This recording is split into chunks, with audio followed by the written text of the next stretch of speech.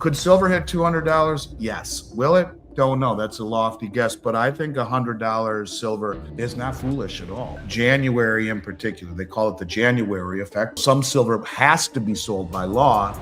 That plays right into the hands of those that are coming in to buy it. Bloomberg Commodity Index, they have to rebalance it. Recipients of all of the silver that Deutsche Bank, they made Deutsche Bank give up. In the first 3 delivery days, January, there was 424,900 ounces of gold. 18 million ounces of silver in 3 days. Now, who's bringing in 18 million ounces of silver in 3 days?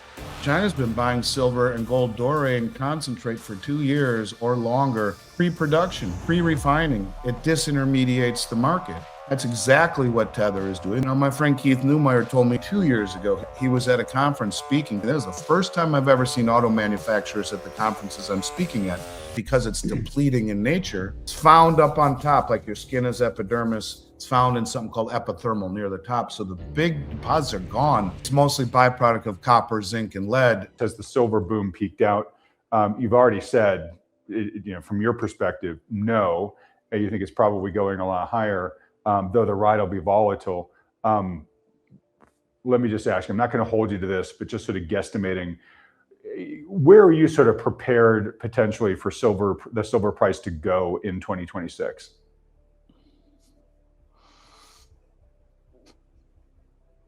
I mean, let's be pragmatic. And I do have a hard stop in about 7 or 8 minutes. We'll get you out. So if we took gold right now at $4,330 and we divided by 42, which is pretty much the average man's price of the last 100 years, you're at what are you at? 4332 divided by 42. You're at $103. What's interesting is if you take the 45-year cup and handle, the top in 1980 is 45. The bottom is around 4. That's $46 difference. Then you get up to 2011 where it's the top again. So, and then it comes down to the handle. And when it breaks through, you take the top minus the bottom. That's 50 minus 4, 46. Add it to the top. That's $96. Pretty darn close to where that number is. The quiet part here is that this silver projection isn't speculative hype. It's arithmetic Wall Street prefers to ignore. As Andy Schectman lays out, simply reverting to the long-term gold to silver ratio, near 42 to 1, already implies triple-digit silver, without assuming bubbles or mania. The technical reference to a 45-year cup and handle matters because it anchors sentiment cycles, not just price targets. What's rarely said is that volatility is the cost of admission when ratios compress this late in a macro cycle. For investors, this reframes risk. The danger may not be silver swinging wildly, but missing a structural repricing driven by math, not emotion. And what Andy Schectman highlights next explains why patience matters more than timing here. I would not be surprised one bit to see Keith Neumeyer's triple-digit silver prediction years ago play out. And quite frankly, that would just be the average ratio between the two for the last 100 plus years. It could go much higher than that. If you realize it's coming out of the ground at 7 to 1, I'm not saying we're going to get to 7 to 1, but even take 20 to 1. Well, 20 to 1 right now at $4,332 would be $216. Could silver hit $200? Yes. Will it? Don't know. That's a lofty guess, but I think $100 silver is not foolish at all. I mean, at all. Not only is it the average ratio of the last 200 years, roughly 150 years, but it would still be about 6 times higher than it's coming out of the ground at. Okay. And let me ask you this. Right now, given market conditions right now, if somebody they had a certain amount of money, $5,000, $10,000, and they wanted to put it in either gold or silver, which would you encourage them to put it in right now? 100% silver. 100%. Okay. Now, if someone had $10 million, it wouldn't be the same thing, because ultimately you want to continue to buy gold. Ultimately, when the music stops, it's about gold, in my opinion. The overlooked issue isn't whether silver can hit $100. It's why that level sounds radical when history says it isn't. Andy Schectman is pointing to a supply reality Wall Street never prices correctly. Silver's mined ratio near 7 to 1 versus paper pricing still anchored above 50 to 1. Even a conservative 20 to 1 implies prices north of $200, which exposes how distorted current valuations are. The media focuses on lofty guesses, but ignores that gold itself already validated this math by breaking to new highs. For smaller investors, the asymmetry is obvious. Institutions scale into gold later for preservation, not upside. And what Andy Schectman says next reveals why size, not conviction, dictates asset choice. But the value and the leverage and just the flat out, in my mind, best value I've ever seen, most undervalued commodity in the world is still silver. When the music stops, gold's going to be massively reintegrated into the system. And we're not getting any younger.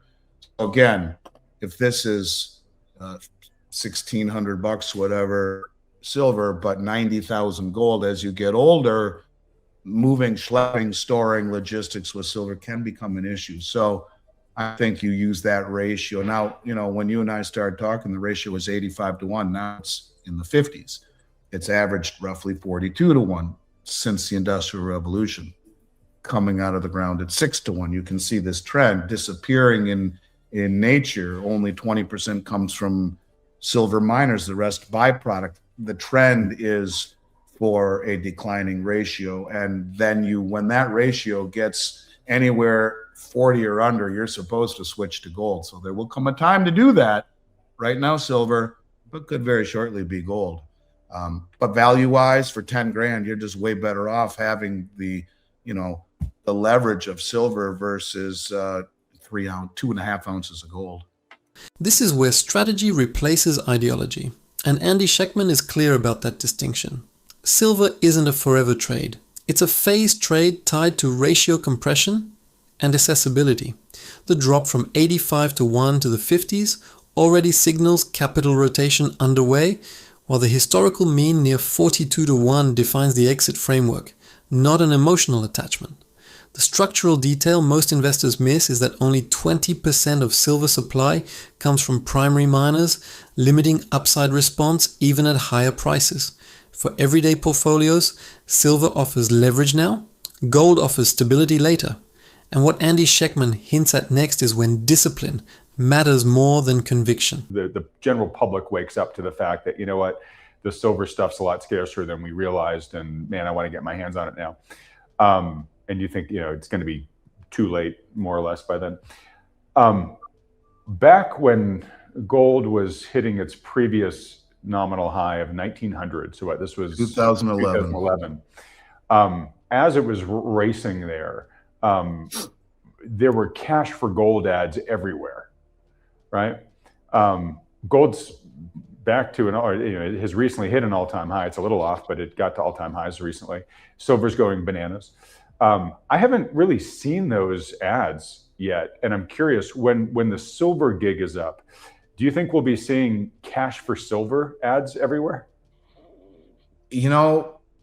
Part of me believes that the majority of that stuff has already been sold along the way. And I say that to you from talking to people. Say, yeah, man, I sold that stuff a long time ago when it wasn't worth that much, and I dumped it. And maybe there just isn't as much of that out there anymore because people, when gold hit 2000, I think people thought that's it, and it ain't ever going higher than that, dump it now. And certainly when silver hit $50, it ain't ever going high now, dump it. The absence of cash for silver ads may be the loudest signal in this entire discussion. As Andy Schectman implies, retail supply was already flushed out during prior peaks, leaving far fewer weak hands today. In 2011, gold ads exploded because the metal was widely held by the public. Silver doesn't share that distribution now. That changes market behavior. Scarcity shows up suddenly, not gradually. When price finally forces attention, inventory won't magically appear. Investors waiting for public confirmation may discover liquidity vanished quietly. And what Andy Schectman points to next explains why this cycle won't mirror the last one at all. It's an interesting thought, but I haven't seen as much of it either. I don't know. I mean, I'll tell you that as someone who runs a precious metals company, we get very little in the way of people selling. Of course, we will always run a two-way market, but I would argue that the majority of that stuff that was in weak hands was sold a long time ago. Just my own personal opinion. But yeah, I mean, you should. Silver is becoming that valuable. You know, a tube of Silver Eagles, you know, something like this, it's 20 coins. It's not cheap anymore. It's, you know, it's $1,600. So it's not cheap. So yeah, I would think it should. And I'm sure you will see people that would be willing to and happy to buy people silver. The only other thing too is that, you know, you can, if this were a tube of gold, it's $90,000. So when you talk about shipping large amounts of silver, it becomes a little bit more difficult and stuff. Yeah. But I mean, I don't know. Your question makes sense. I don't know how it all plays out. My guess is the majority of the stuff in weak hands has already been sold years ago. The real signal here isn't price, it's the absence of selling, where Wall Street assumes panic should exist. What he's quietly explaining is a structural shift in silver ownership. Retail and long-term holders aren't capitulating, even with Silver Eagles now around $1,600 per tube, which changes the supply equation entirely. As Andy Schectman has pointed out repeatedly, weak hands exited years ago during prolonged drawdowns, leaving behind holders with no urgency to sell. Logistics matter too. Unlike gold, silver's bulk makes large liquidations costly and inefficient, discouraging fast exits. For investors, this means volatility won't automatically translate into supply relief, and downside moves may be shallower than models based on past cycles suggest. What Andy Schectman hints at next reframes why price dips may be traps, not opportunities for shorts. But I do believe that January in particular, they call it the January effect, where lots of money is being deployed. But because silver went so high, at the same time, the commodity Bloomberg Commodity Index, they have to rebalance it. So some silver has to be sold by law. But that plays right into the hands of those that are coming in to buy it, plays right into the hands of the banks that want to scoop it up. It's going to be volatile. Don't get shook. It's going to be volatile, but come back and look at this mid-February, and I think things will start to make a good deal of sense. All right. Well, Andy, we will continue to have you, return to this program with a regular cadence. Hopefully not for your schedule as much as I've been leaning on you of late. No, I love coming on, and I'll always make time for you, Adam. I'm dead serious about that. One other thing I just want to hammer on for 1 second. When we see the institutions closest to the metal prioritizing control of deliverable silver, not promises of future availability. In other words, where JP Morgan and Citibank are the two biggest recipients of all of the silver that Deutsche Bank, they made Deutsche Bank give up. This is where forced selling quietly becomes strategic accumulation for the biggest players. Index rebalancing isn't a market opinion. It's a mechanical requirement. And as Andy Schectman notes, that creates predictable supply events banks can exploit. When Bloomberg's commodity index mandates silver sales after a price spike, institutions with balance sheet muscle step in, absorbing metal, while retail investors panic over volatility. JP Morgan and Citi taking delivery instead of paper exposure signals a preference shift toward physical control, not price speculation.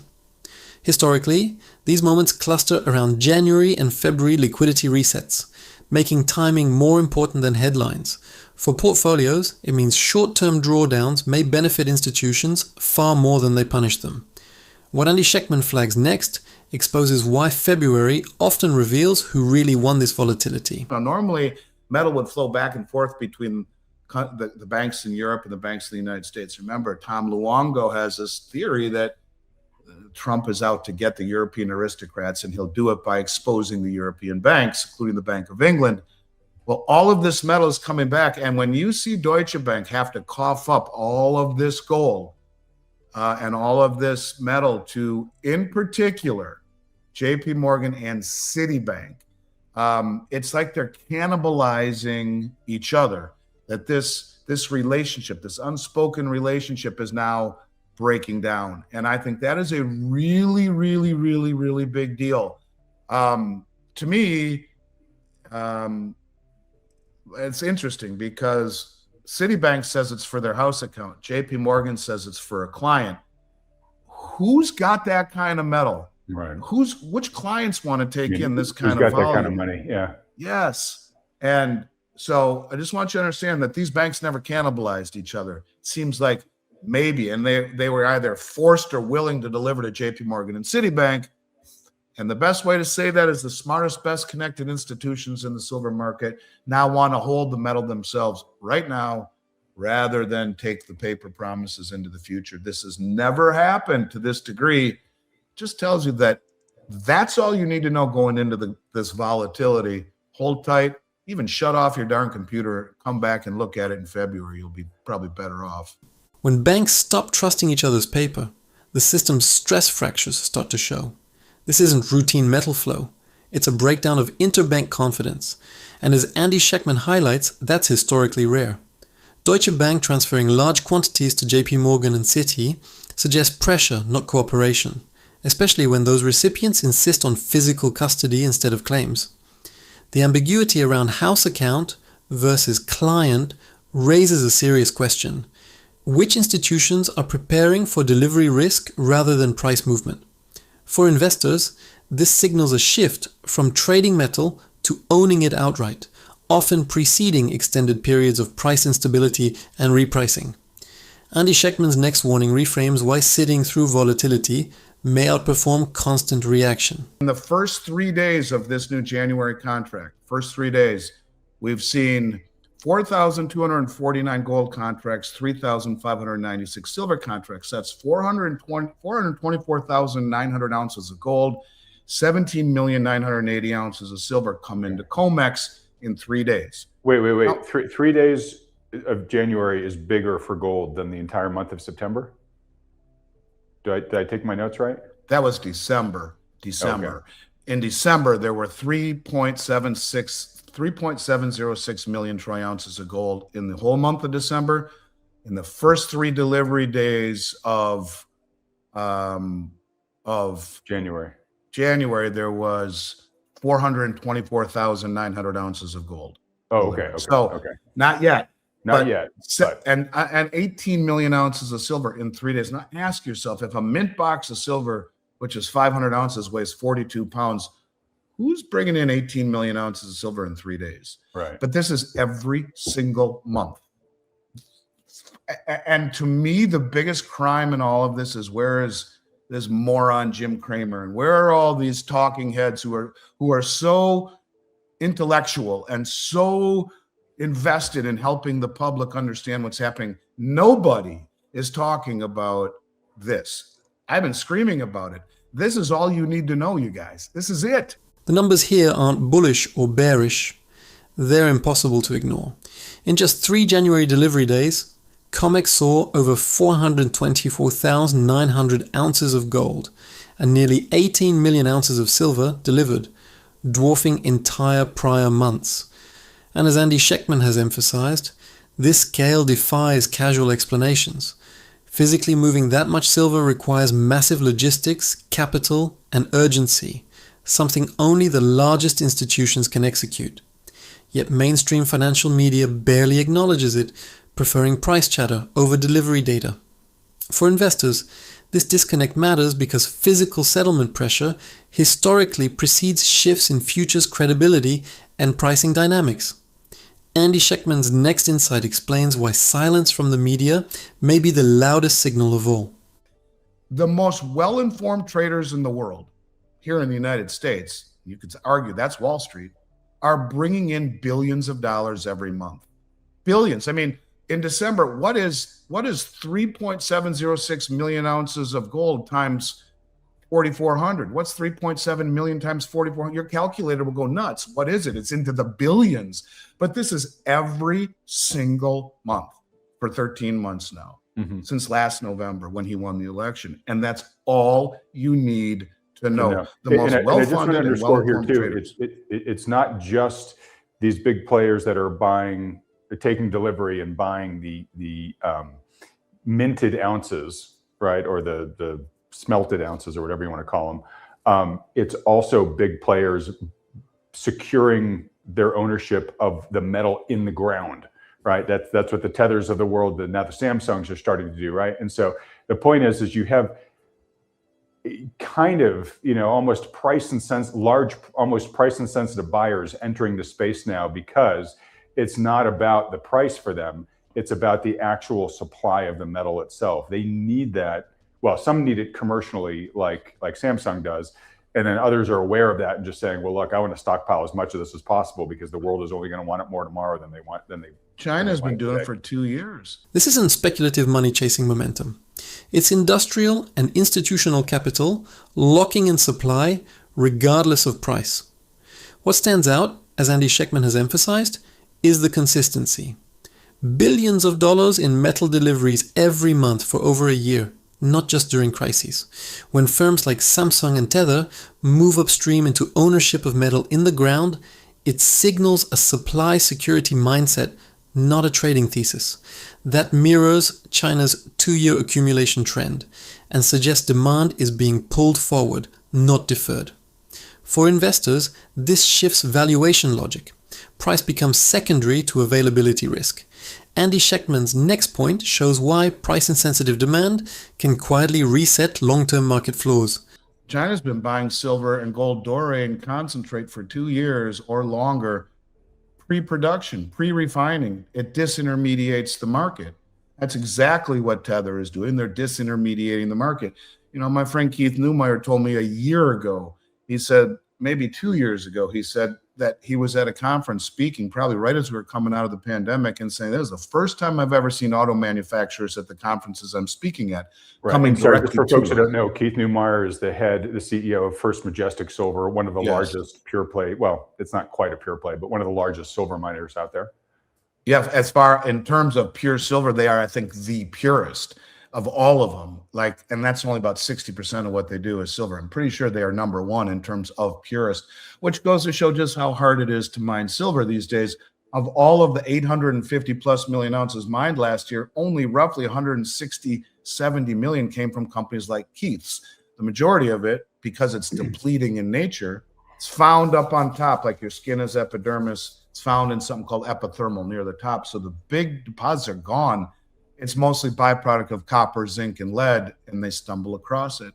So it's becoming harder and harder and harder to find. The real story here is that buyers are skipping the market entirely and going straight to the source. As Andy Schectman often points out, disintermediation removes price discovery from exchanges and shifts power to those controlling production. When only about 160 to 170 million ounces of last year's 850 million came from primary silver miners, scarcity becomes structural, not cyclical. Auto manufacturers showing up at mining conferences isn't a curiosity, it's procurement anxiety.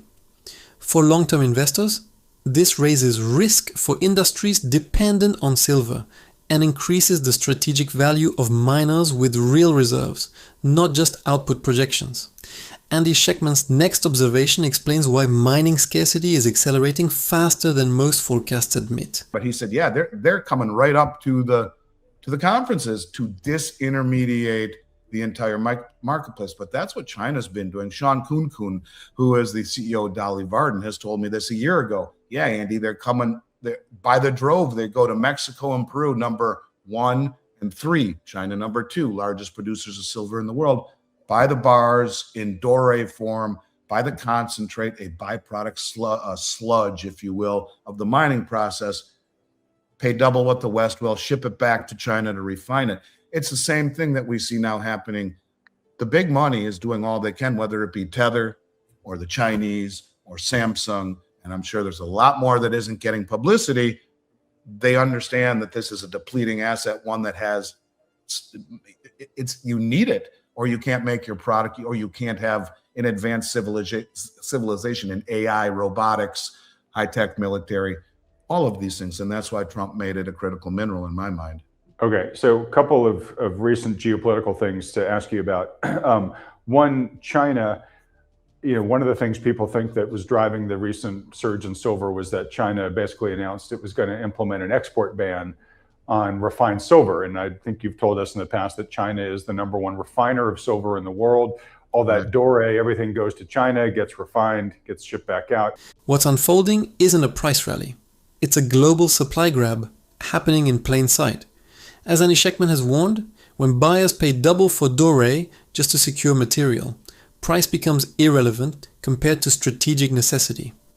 China sourcing directly from Mexico and Peru, while corporations quietly follow, shows silver is being treated as a national and industrial bottleneck. Labeling it a critical mineral aligns with its role in AI, defense, and advanced manufacturing, not speculative demand. For investors, this means geopolitical risk is now embedded in silver's availability, not just its price chart. Andy Schectman's next insight clarifies why export controls may matter more than mine output. China is now essentially slamming the window shut and saying, hey, any silver that comes in anymore is going to stay here, more or less. And I believe that export ban did indeed go into effect 2 days ago, January 1st. Yeah. What are we seeing from that? Anything yet? Well, I mean, we'll know more what's going to happen once the market opens up here in, let's see, what time is it? It opens up in 6 hours. We'll see what's happening. But I mean, I think, again, it just goes to show, if you have nations that are saying, yeah, this is critical, and yeah, we agree, we're not going to send it out anywhere near like we used to. I mean, they will send some out, but if you're not a state-sponsored refinery, you can't send it out anymore. And there were all these small mid-level refiners that would send all their stuff out. Not anymore. You have to have a certain amount, like you have to produce a certain amount, be proven for a couple of years, and then get a permit through Beijing. But the state doesn't want to send this stuff out. It's going to have an effect. They're responsible for 60 to 70% of all the world's silver refining, and a lot of that would make its way back into the Western markets. And so if there is hoarding here on COMEX, again, millions of ounces every month, millions of ounces. These people aren't letting it go. So once it comes into COMEX, where's it going? Who's standing for delivery? Who's taking it out of the COMEX? Yeah, it's a race, and it will. All of these things will add up. This is what a supply choke looks like before markets are forced to reprice. As Andy Schectman has noted, China controlling 60 to 70% of global silver refining gives export restrictions outsized global impact. When non-state refiners are cut off, and COMEX continues absorbing millions of ounces monthly, liquidity tightens invisibly. The key question isn't price volatility, it's who is taking delivery and never returning metal to circulation. For investors, this raises systemic risk. Futures markets rely on confidence in flow, not hoarding behavior.